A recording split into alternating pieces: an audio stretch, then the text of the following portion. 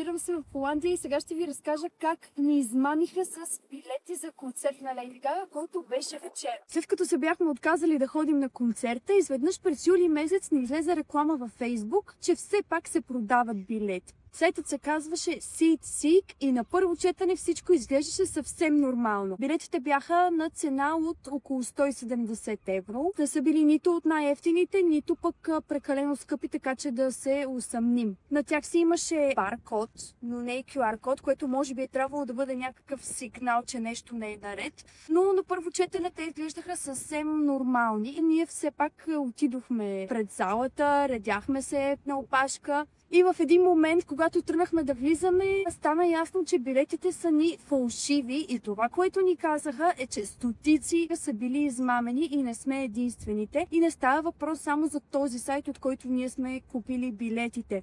Имаше една жена, която беше с дъщеря си. Те чакаха пред входа, защото бяха много разочаровани. Техните билети бяха на цена от 300 евро на парче. Това, което искам да ви кажа е, че трябва изключително много да внимавате, когато си купувате билети за събития, особено в чужбина, защото наистина не се знае какъв може да е сайта. Този сайт вече не съществува, от който ние се закупихме билетите. Много трябва да се внимава и това, което аз ви препоръчвам, е да влезете в официалния сайт на дадената звезда и да видите кой е оторизирания сайт за билети за съответната държава.